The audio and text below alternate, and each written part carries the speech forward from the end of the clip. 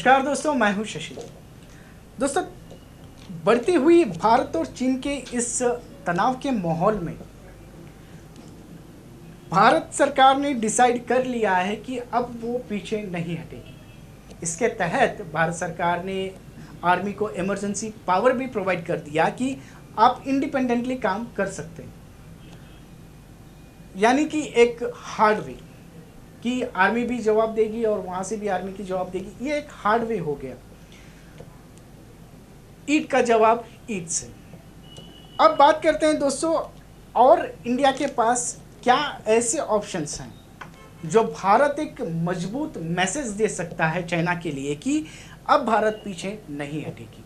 वैसे भी boycott China का जो चल रहा है, अभी जो इश्यूज चल रहे हैं बॉयकॉट चाइना के, जो लोग अपने रेडमी मोबाइल हो या फिर कोई चाइनीज़ का प्रोडक्ट, कोई इलेक्ट्रॉनिक्स चीज़ हो, उसको तोड़ रहे हैं, वो एक ही ऑप्शन नहीं है दोस्तों भारत के पास। हम लोग आज बात करेंगे 5 ऐसे ऑप्शंस की जो भारत एक स्ट्रॉन्ग मैसेज दे सकता है, यानी कि चाइना को चैलेंज कर सकता है, यानी कि कह सकता है कि अब हम लोग पीछे नहीं हटेंगे। ऐसे क्या है वो 5 ऑप्शंस दोस्तों, मैं आपको बताता हूँ। सबसे पहला और असरदार, raise Tibet issue at United Nations. यानी कि दोस्तों अब जो तिब्बत का इशू चला है, तिब्बत अब मैं आपको बता देता हूं कि वो चाइना के कंट्रोल में है। जब इंडिया और चाइना को लेकर स्टैंड ऑफ इशू शुरू हुआ था दोस्तों, जब मई 5 और 6 तारीख को, यानी मई 5 तारीख को शुरू हुआ था लद्दाख के ईस्टर्न प्रोविंसेस के पैंगोंग लेक के पास, और 6 तारीख को शुरू हुआ था कुछ ईस्टर्न प्रोविंसेस में। इसके बाद 4 जून को तिब्बत का जो गवर्नमेंट है वहाँ का, वो असाइलम में काम करता है और उसका हेडक्वार्टर आता है मैकोंगगंज में। दलाई लामा ने एक स्टेटमेंट देते हुए कहा कि हम इंडिया के साथ हैं, हम आपका साथ देंगे अगर आप हमें ये घोषित कर देते हैं कि हम एक इंडिपेंडेंट कंट्री हैं। अगर आप हमारे साथ देते हैं तो हम आपके साथ खड़े होंगे।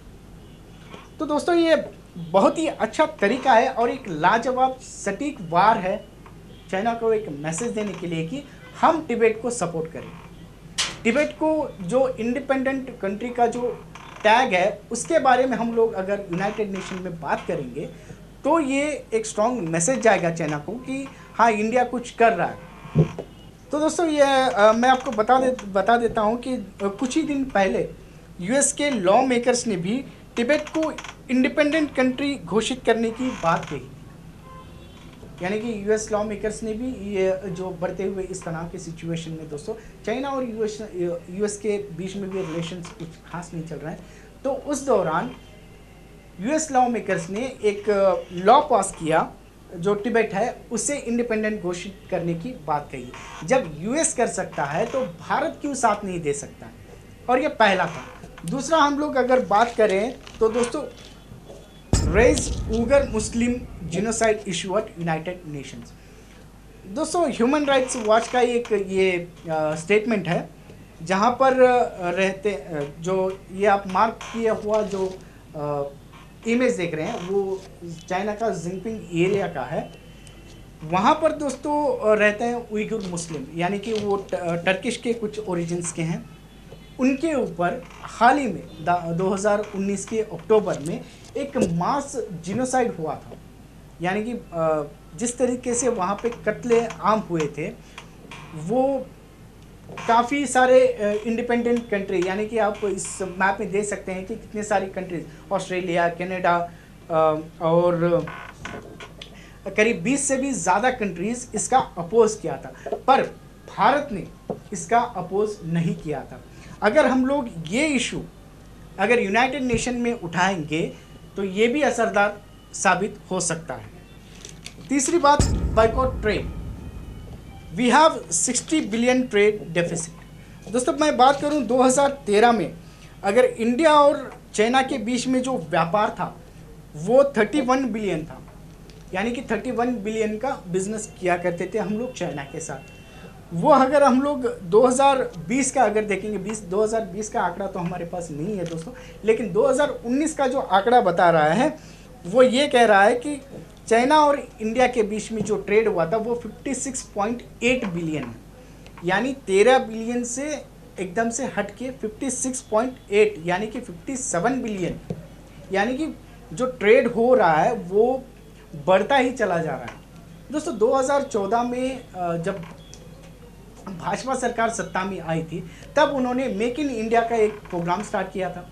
मेक इन इंडिया लॉन्च किए थे कि हम लोग भारत में ही तैयार करेंगे, पर उसका कुछ असर यहाँ पे देखने को नहीं मिल रहा है दोस्तों। अगर मेक इन इंडिया हम लोग, क्या हमारे पास ऐसा कोई पॉलिसी नहीं है, या फिर ऐसा लॉ मेकर्स नहीं है, या फिर ऐसा कोई एडमिनिस्ट्रेशन नहीं है जो एक मेक इन इंडिया को एक मजबूत पॉलिसी बना के उसको हम लोग लॉन्च कर सकें। हमारे मेक इन इंडिया को ही हम लोग ज़्यादा फोकस करें। ये रहा तीसरा दोस्तों। चौथा और मेन इम्पोर्टेंट, जैसा कि मैं बता देता हूँ कि ये एक कारगर हथियार होगा भारत के लिए, recognise Taiwan as a separate country. यहाँ पर कुछ ही दिनों पहले दोस्तों, यानी मई 16 को, जब ताइवान ने इंडिया का सपोर्ट मांगा था, वर्ल्ड हेल्थ असेंबली के मीटिंग को अटेंड करने की बात उन्होंने कही थी दोस्तों। उसके लिए चाइना ने बिल्कुल भी अपोज किया था, क्योंकि ताइवान ये सेपरेट कंट्री है, ये चाइना बिल्कुल नहीं चाहेगा। अगर भारत यहाँ उसको सपोर्ट कर देता है कि ताइवान भी यहाँ पर हाजिर हो सकता है या फिर वर्ल्ड हेल्थ असेंबली के मीटिंग को मिल सकता है, तो ये एक स्ट्रॉन्ग मैसेज होगा। क्योंकि उस वर्ल्ड हेल्थ असेंबली में ये तय करने वाले थे कि एक्चुअली कोविड-19 जो एक संक्रमण है उसकी ओरिजिन कहाँ हुई थी, इसका स्रोत क्या है, क्या वो एक्चुअली एक नेचुरल वायरस है या फिर एक मैन मेड वायरस है जो किसी ने फैलाया है। इसके बारे में एक मीटिंग होने वाली थी WHO के वर्ल्ड हेल्थ असेंबली में। तो इसके लिए ताइवान ने भारत का सपोर्ट मांगा था, तो भारत ने ये सपोर्ट उसको प्रोवाइड नहीं किया, यानी कि थोड़ा बहुत मना करते रहे ताइवान के लिए कि ये सपोर्ट करने के लिए। फिर उसके बाद में क्या होता है दोस्तों कि मई 23 को जब ताइवान के प्रेसिडेंट का ओथ टेकिंग सेरेमनी था, उसके लिए भाजपा के कुछ MP ताइवान के लिए विजिट किए थे। ये समझ रहे थे कि सब लोग कि भारत एक जवाब दे सकता है, एक सवाल खड़ा कर सकता है चाइना के लिए। तब क्या हुआ कि तुरंत मई 23 को ये सेरेमनी हुई थी वोट टेकिंग, तो मई 24 को ही चाइना ने एक स्ट्रॉन्ग मैसेज कन्वे किया कि भारत को कि आप ताइवान को सपोर्ट करना बंद कर दीजिए।